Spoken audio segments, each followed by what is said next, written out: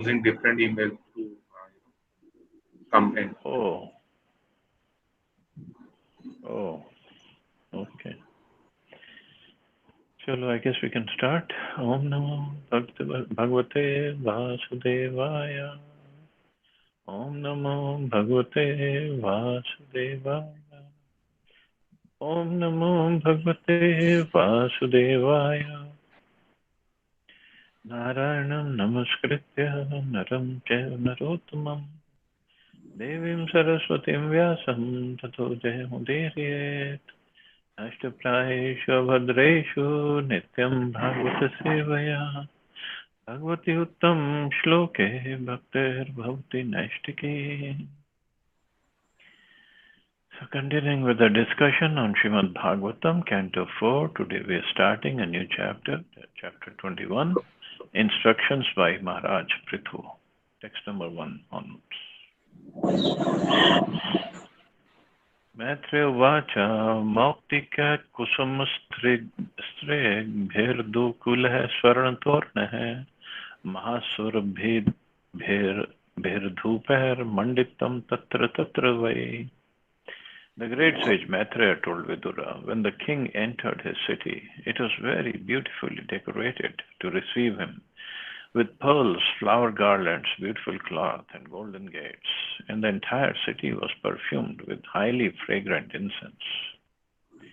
So Maharaj Prithu was coming back from the sacrificial arena, and after pleasing the Lord, getting so much benedictions, and pleasing the demigods, so the city, all the inhabitants of the city, they welcomed him.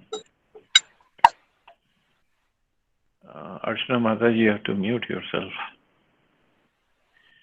Real opulence is supplied by natural gifts such as gold, silver, pearls, valuable stones, fresh flowers, trees, and silken cloth. Thus, the Vedic civilization recommends opulence and decoration with these natural gifts of the Supreme Personality of Godhead. Such opulence immediately challenges the condition of the mind, and the entire atmosphere becomes spiritualized.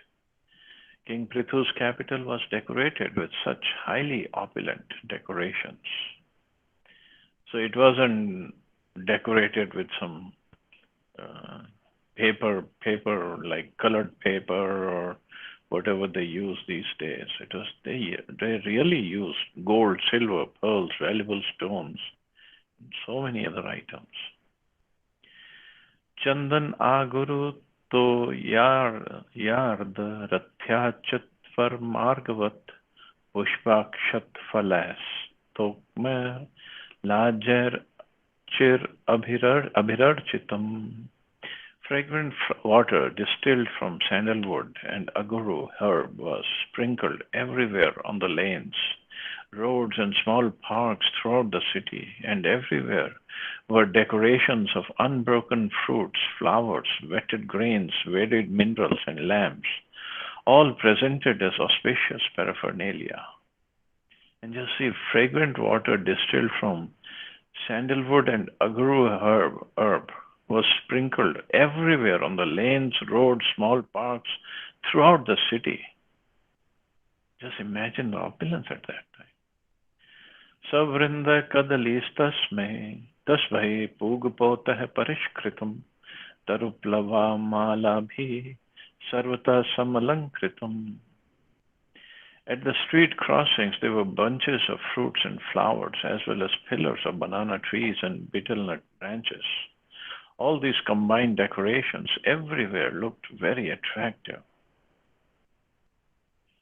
Prajastam Deepa Balibhi Sambhritashesh Mangalah Abhir Mrishta Kanyascha Mrishta Kundal Manditaha.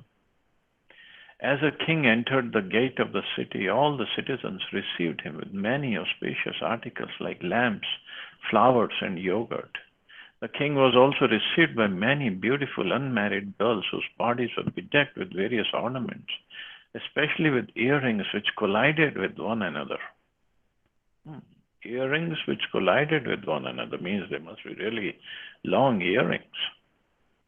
Offerings of natural products such as betel nuts, bananas, newly grown wheat, paddy, yogurt, and vermilion, carried by the citizens and scattered throughout the city, are all auspicious paraphernalia, according to Vedic civilization, for receiving a prominent guest like a bridegroom, king, or spiritual master. Similarly, a welcome offered by unmarried girls who are internally and externally clean and dressed in nice garments and ornaments is also auspicious.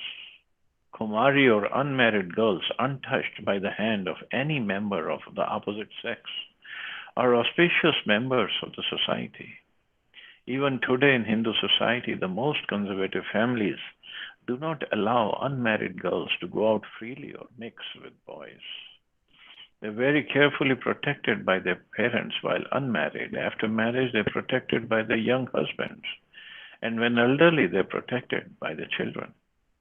When thus protected, women as a class remain an always auspicious source of energy to man.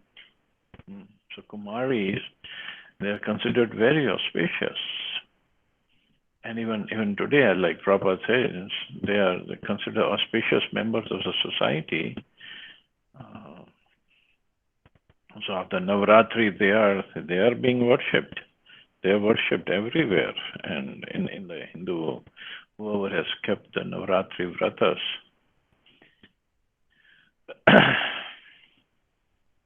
so it means all the auspicious items or things, people, everybody was there to welcome the king back. Shank dudubhi ghoshena brahma ghoshena chartvityam vivesh bhavanam viraha stuya manu gatasmeha. When the king entered the palace, conch shells and kettle drums were sounded. Priests chanted Vedic mantras and professional reciters offered different prayers. But in spite of all this ceremony to welcome him, the king was not the least bit affected.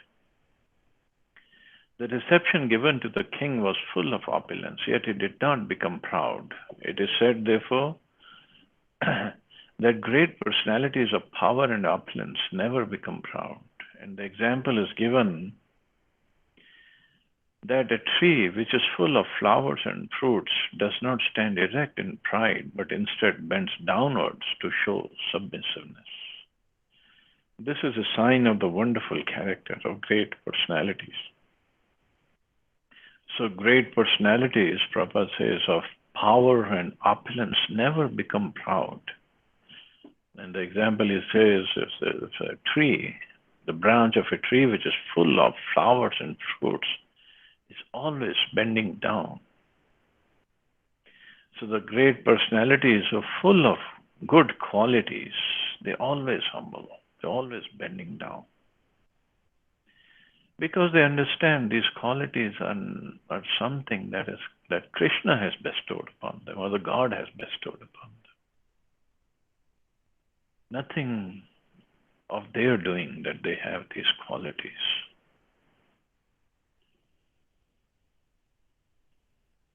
So all these prayers and reception, it did not affect the king. Pujita pujayamasa tatra mahayashaha pauranjan padanstan prita priyavar pradaha.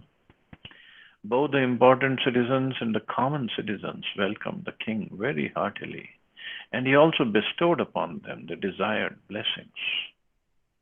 A reasonable king was always approachable by his citizens. Generally, the citizens, great and common, all had an aspiration to see the king and take benedictions from him. The king knew this, and therefore, whenever he met the citizens, he immediately fulfilled their desires or mitigated their grievances. In such dealings, a responsible monarchy is better than the so-called democratic government, in which no one is responsible to mitigate the grievances of the citizens who are unable to personally meet the supreme executive head.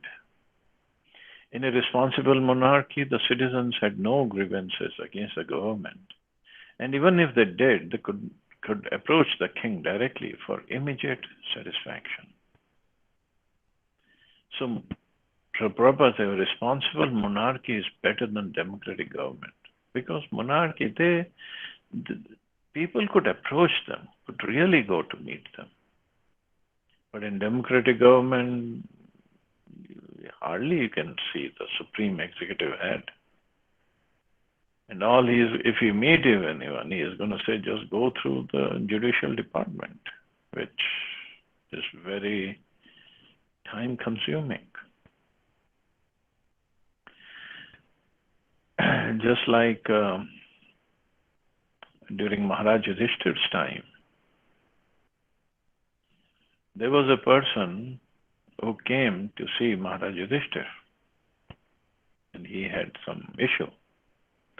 And Maharaj was busy at that time. Yudhishthir Maharaj was very tied up, and he asked that person to come back tomorrow, next day.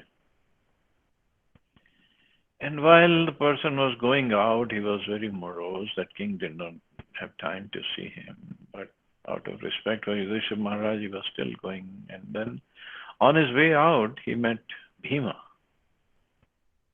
And Bhima asked him, what happened? I mean, how come you look so down? And did you get to meet Maharaj Yudhishthir? And the person said, no, Maharaj Yudhishthir said, come back next day, because today he's tied up, he's busy. So Bhima said, okay, come, I'll do something. So Bhima took him, and outside the gate, at the main gate, there would be a big gong where if anybody had any problem, they could beat it, and somebody will come listen to it. So Bhima went there, and he started beating the gong. And now if Bhimsen is beating it up, sounding it, it's really loud sound. And everybody came running. Yudhishthira Maharaj came running. So what happened, Bhima? What happened to you? How come you're beating this gong? And Bhima said, I'm very happy today, Maharaj. I'm very, very happy. Okay, why? What's so? How come you're so happy, so jubilated? What happened? What happened exactly? Bhima said, actually today I found out that my elder brother Yudhishthira Maharaj has won over death. Yudhishthira Maharaj said, what are you talking about? When did I become immortal? When did I win over death? Bhima says, no, Yudhishthira Maharaj, don't be so humble. I know you have won over death, so I'm very happy. Yudhishthira Maharaj said, what are you talking about, Bhima? What happened? Then Bhima said, well, you told this person that you're going to meet him tomorrow. So you're assured, you're very positive, certain that you're going to live to see tomorrow. So you have won over death. So Yudhishthira Maharaj understood his fault, and then he immediately called that man back and took care of whatever the problem was. So this was this was the system. Anybody could approach the king with his problems, but not in the democratic system. Saevam adinya anvadya cheshtitah karmani bhuyansi mahan mahattamaha kurvan shasha savanam mandalam yasha svitam nidhaya ruruhe parampadam. King Prithu was greater than the greatest soul and was therefore worshipable by everyone. He performed many glorious activities in ruling over the surface of the world and was always magnanimous. After achieving such great success and a reputation which spread throughout the universe, he at last obtained the lotus feet of the Supreme Personality of Godhead. So the ideal king in the end, he obtained the lotus feet of the Lord. A responsible king or chief executive has many responsible duties to attend to in ruling over the citizens. The most important duty of the monarch or the government is to perform various sacrifices as enjoined in the Vedic literatures. The next duty of the king is to see that every citizen executes the prescribed duties for his particular community. It is the king's duty to see that everyone perfectly executes the duties prescribed for the Varna and Ashram divisions of the society. Besides that, as exemplified by King Prithu, he must develop the earth for the greatest possible production of food grains. So the responsible king or the chief executive is really responsible for many, many duties, many, many aspects, because he has given such an important responsibility of ruling over the citizens, and basically that means the maintaining of the citizens. There are different types of great personalities. Some are positive great personalities, some comparative, and some superlative. But King Prithu exceeded all of them. He is therefore described here as Mahattamaha, greater than the greatest. Maharaj Prithu was a Kshatriya, and he discharged his Kshatriya duties perfectly. Similarly, Brahmins, Vaishyas, and Shudras can discharge their respective duties perfectly, and thus at the ultimate end of life be promoted to the transcendental world, which is called Param Padam. Param Padam, or the Vaikuntha planets, can be achieved only by devotional service. The impersonal Brahman region is also called Param Padam. But unless one is attached to the personality of Godhead, one must again fall down to the material world from the impersonal Param Padam situation. So it is said, therefore, Aruya Kricharena Param Padam Tata. The impersonalist endeavor very strenuously to achieve that Param Padam. Param Padam means the topmost planet, topmost destination. But for the impersonalists, the Brahm Jyoti is the topmost. But for the devotees, the Loka, the place where the Lord is residing, is the topmost. Whichever Vaikuntha planet he is going to go to. So, but from Brahm Jyoti, Prabhupada says, although the impersonalists, they endeavor very hard to get to Brahm Jyoti, Nirvana or Moksha, but they fall down from there also. Unfortunately, being bereft of a relationship with the Supreme Personality of Godhead, they come down again to the material world. If one flies in outer space, he can go up very high, but unless he reaches a planet, he must come down again to Earth.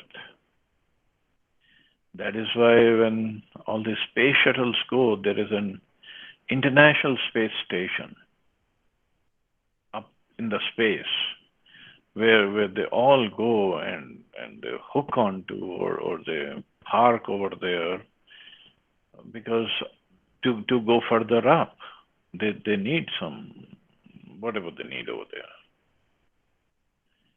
So that has been established. So this is what Prabhupada says. He has to go to a planet, otherwise he has to come down again. Similarly, because the impersonalists who reach the Param Padam of the impersonal Brahm Jyoti do not enter into the Vaikuntha planets, they come down again to this material world and are given shelter in one of the material planets. Although they may attain Brahmaloka or Satyaloka, all such planets are situated in the material world. So when they come down, they might come down, they will start off with Brahmaloka or Satyaloka planet, because that's the topmost planet in the material universe. But nevertheless, it's in the material world. It's not a spiritual planet. So but the king, King Prithu, he would obtain or he would attain the lotus feet of the Supreme Personality of Godhead at the end of his life. Text 8. Sutuvacha tadadirajasya yasho vichrambitam gunair sheshar gunavat sabhajitam shatta mahabhagvata sadaspate kosharavim praha grinantam archayan. Suta Goswami continued, O Shaunak, leader of the great sages, after hearing Maitreya speak about the various activities of King Prithu, the original king, who was fully qualified, glorified, and widely praised all over the world, Vidura, the great devotee, very submissively worshipped Maitreya Rishi and asked him the following question. So further questions. Viduruvacha, Swabhishikta Prithurviprair Labdha Shesha Surarana Vibratsa Vaishnavam Tejo Bayorabhyam Dudohogam. Vidura told, My dear Brahman Maitreya, it is very enlightening to understand that King Prithu was enthroned by the great sages and Brahmins. All the demigods presented him with innumerable gifts, and he also expanded his influence upon personally receiving strength from Lord Vishnu. Thus he greatly developed the earth. So previously we studied how he flattened the earth, all the hills of the earth, and and he laid down the cities. It was very highly developed and properly laid out cities. So he did furthermore. Because Prithu Maharaj was an empowered incarnation of Lord Vishnu and was naturally a great Vaishnava devotee of the Lord, all the demigods were pleased with him and presented different gifts to help him in exercising his royal power. And the great sages and saintly persons also joined in his coronation. Thus, blessed by them, he ruled over the earth and exploited its resources for the greatest satisfaction of the people in general. This has already been explained in the previous chapters regarding the activities of King Prithu. As will be apparent from the next verse, every executive head of state should follow in the footsteps of Maharaj Prithu in ruling over his kingdom. Regardless of whether the chief executive is a king or president, or whether the government is monarchical or democratic, this process is so perfect that if it is followed, everyone will become happy. And thus it will be very easy for all to execute devotional service to the Supreme Personality of Godhead. So he greatly developed the earth because he had so much of power received from demigods and from the Supreme Lord. And then Prabhupada says from next verse onwards, he has given a process. It is very perfect. Let's see what he said. Ko nvasya kirtam na shrunoti abhigyo yad vikramochishtam ashesha bhupaha loka sapala upajivanti kamam adyapi tanme vad karma shuddham. Prithu Maharaj was so great in his activities and magnanimous in his method of ruling that all the kings and demigods on the various planets still follow in his footsteps. Who is there who will not try to hear about his glorious activities? I wish to hear more and more about Prithu Maharaj because his activities are so pious and auspicious. So Vidurji is saying, I want to hear more and more. How did he rule? What were his activities? Saint Vidura's purpose in hearing about Prithu Maharaj over and over again was to set an example for ordinary kings and executive heads who should be all inclined to hear repeatedly about Prithu Maharaj's activities in order to also be able to rule over their kingdoms or states very faithfully for the peace and prosperity of the people in general. Unfortunately, at the present moment, no one cares to hear about Prithu Maharaj or to follow in his footsteps. Therefore, no nation in the world is either happy or progressive in spiritual understanding, although that is the sole aim and objective of human life. Because the kings or the executive heads are not at all spiritually inclined. So how can they rule in a spiritual fashion? Not at all possible.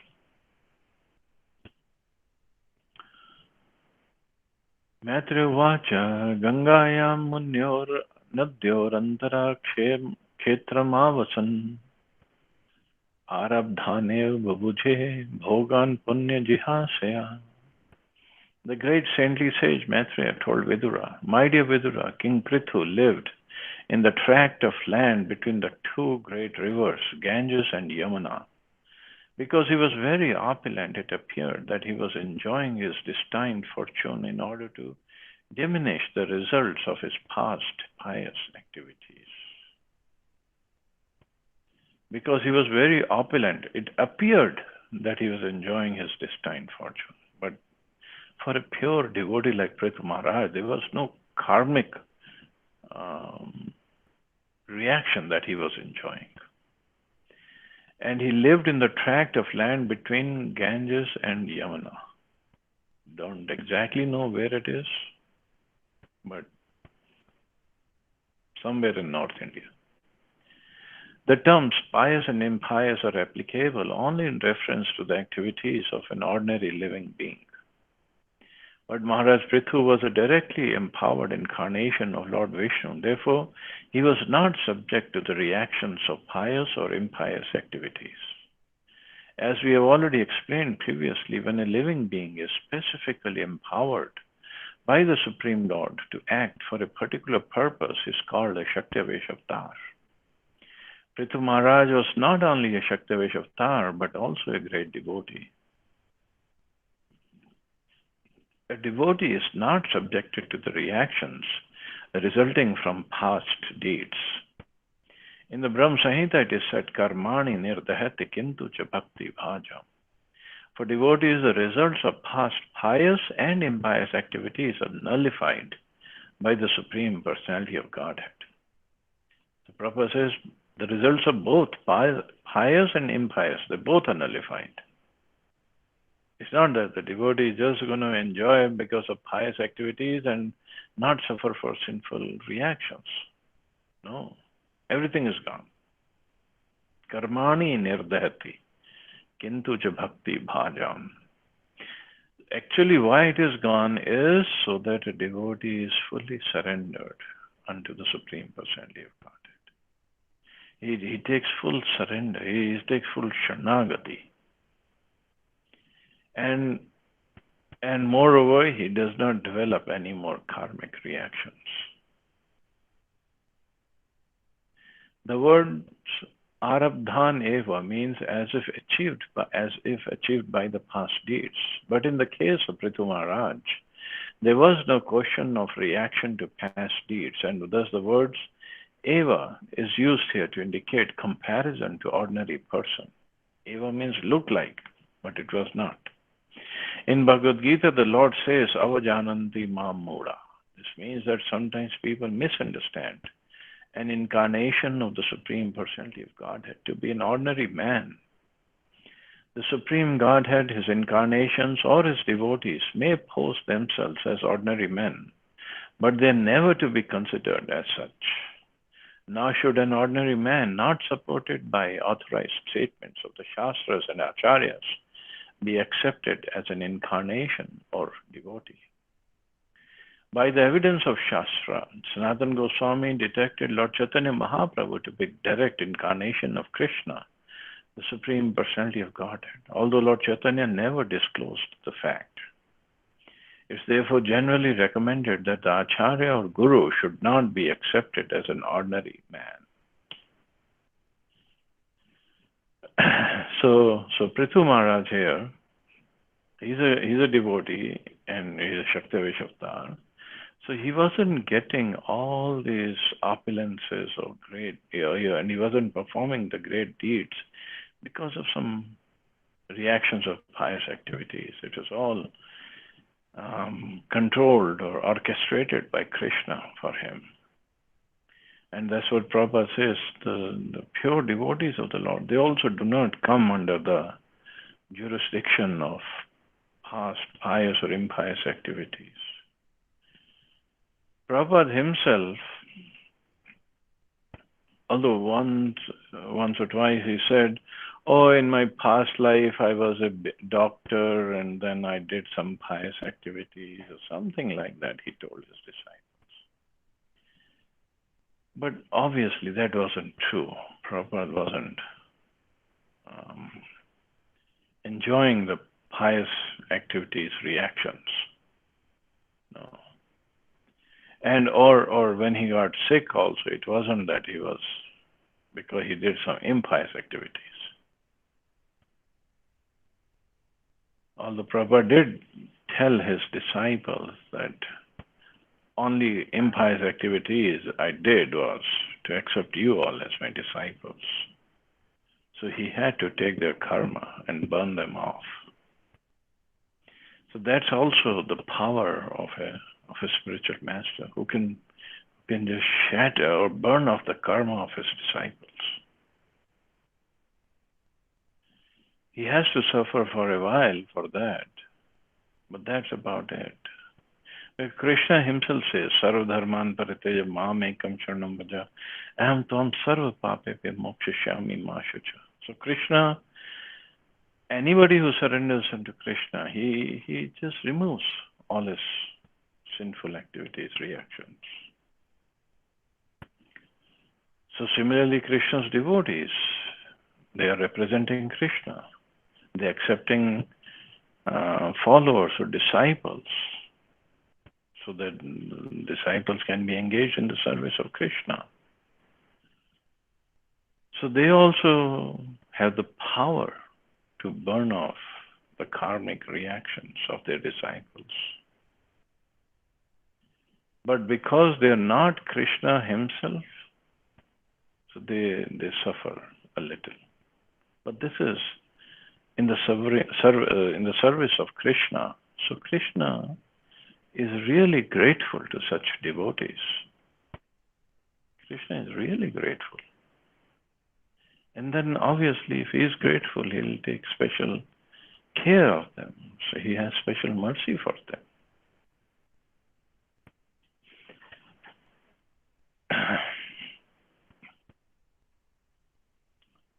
Text 12.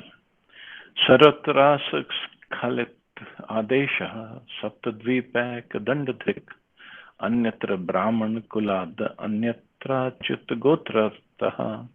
Maharaj Prithu was an unrivaled king and possessed a scepter for ruling all the 7 islands on the surface of the globe. No one could disobey his irrevocable orders but the saintly persons, the Brahmins and the descendants of the Supreme Personality of Godhead, the Vaishnavas. Saptadvip refers to the 7 great islands or continents on the surface of the globe. Asia, Europe, Africa, North America, South America, Australia, and Oceania.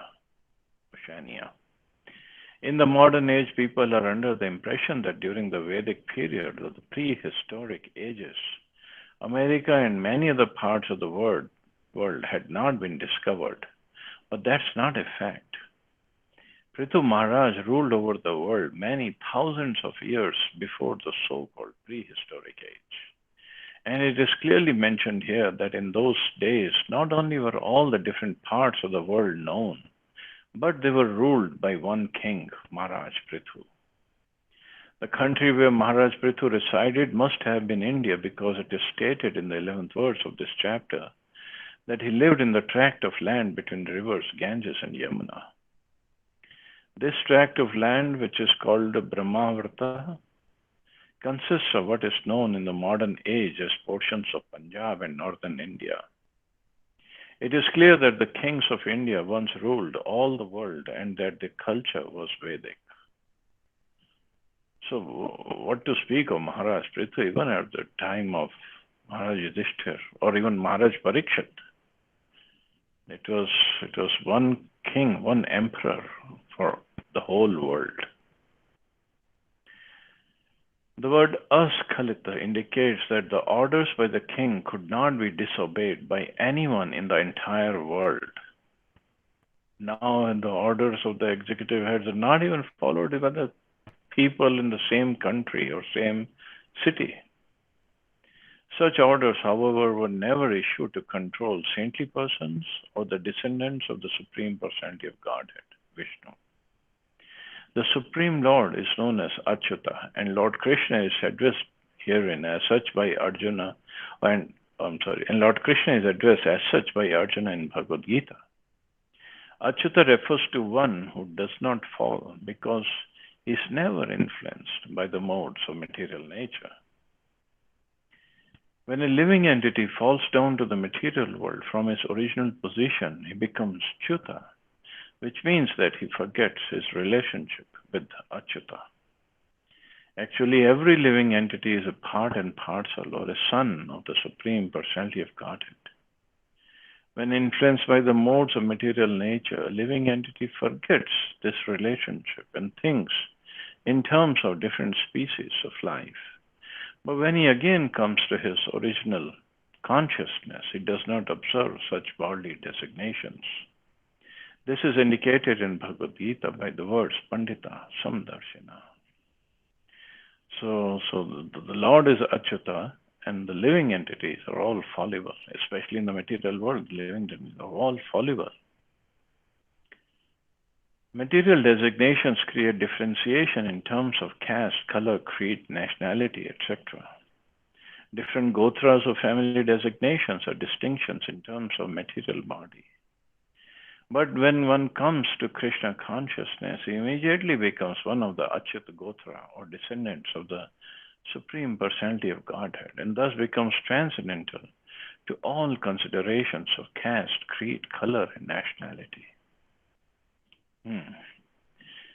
So the descendants of the Supreme Personality of Godhead, the Vaishnavas. So the devotees who have taken proper Diksha in a bona fide parampara, so their Gotra actually changes from whatever it is before, Kashyap or whatever, it just changes to Achyuta Gotra. Now they come under the designation or they become the descendant of Krishna himself. So that is why those who are initiated devotees, initiated in ISKCON or initiated in any Sri Sampradaya or Kumar or Rudra Sampradaya. So when we go to different temples and then they ask for what's your Gotra, to do some puja or whatever, then we always mention ours is Achyuta Gotra.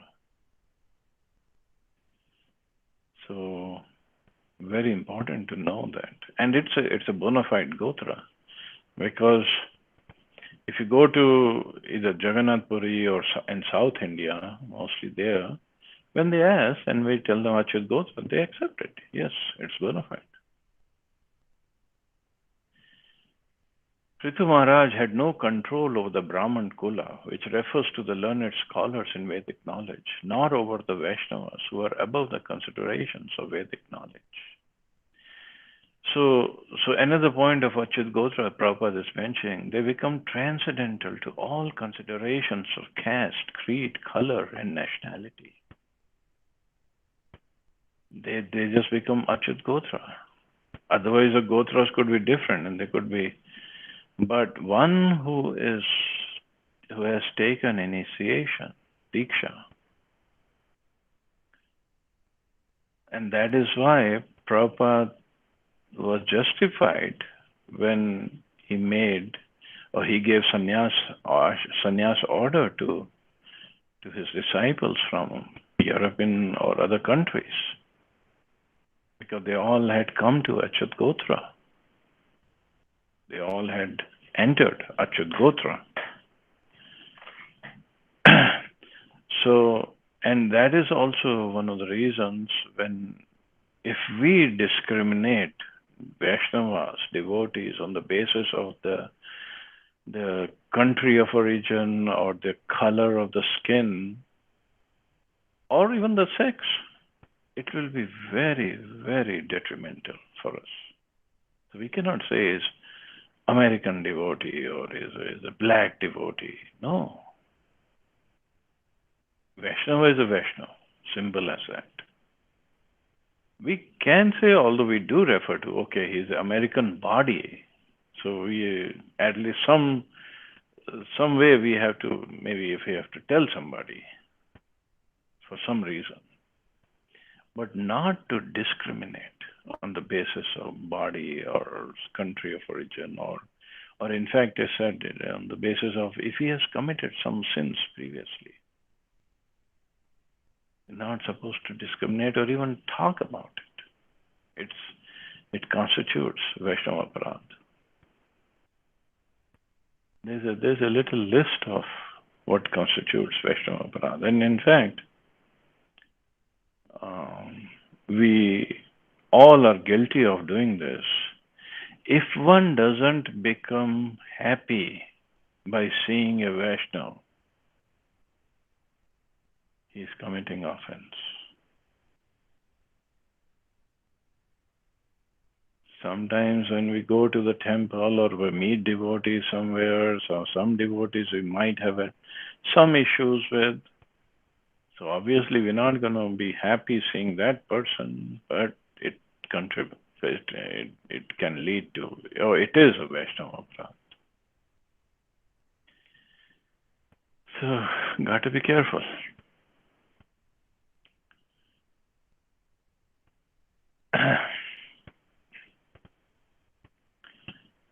One who thinks the deity in the temple to be made of wood or stone, who thinks of the spiritual master in the disciplic succession as an ordinary man, who thinks the Vaishnava in the Achyut Gotra to belong to a certain caste or creed, or thinks of Charnamrit or Ganges water as ordinary water, is taken to be a resident of hell.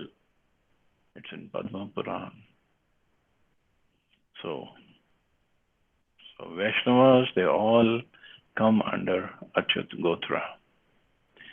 Okay, in like Jagannath Puri or different temples in South India, there may be some restrictions on who they allow inside the temple, which is their tradition. It's going on for ages. That's up to them. But we cannot discriminate anybody on this basis. From the facts presented in this verse, it appears that people in general should be controlled by a king until they come to the platform of Vaishnavas and Brahmins, who are not under the control of anyone. Brahman refers to one who knows Brahman, or the impersonal feature of the absolute truth, and a Vaishnava is one who serves the Supreme Personality of Godhead.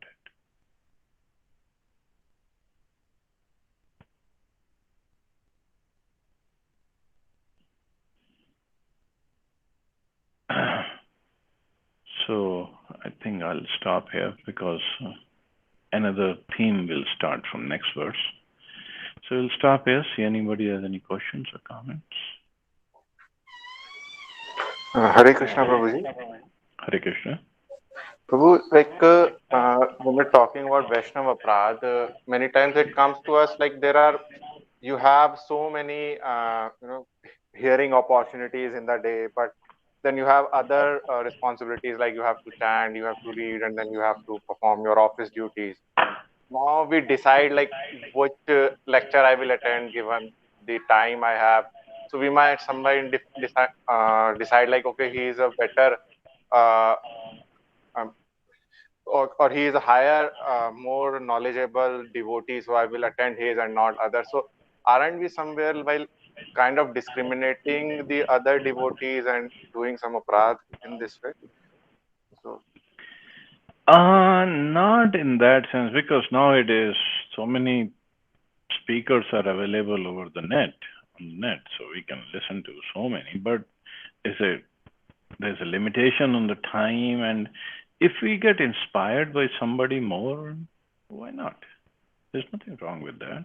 But if we say, oh no, he is not a good devotee and this is a good devotee. Devotees are all devotees. There could be difference in their level of realization. That is always there. Obviously, if somebody says between Prabhupada and Vidur Priya who's better, obviously, come on, it is Prabhupada. His level of realization, his purity level is definitely tremendously more than what I have. So it depends. Who do we get more inspired by? There's nothing wrong with that. okay, Prabhu. Thanks.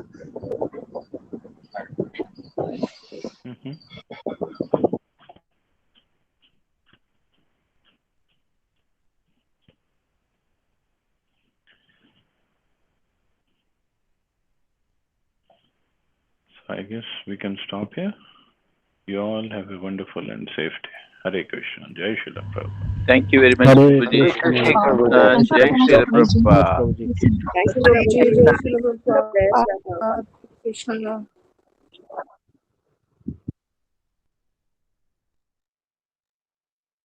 Hare Krishna. Thank you very much, Prabhuji. Jai Shri Prabhupada.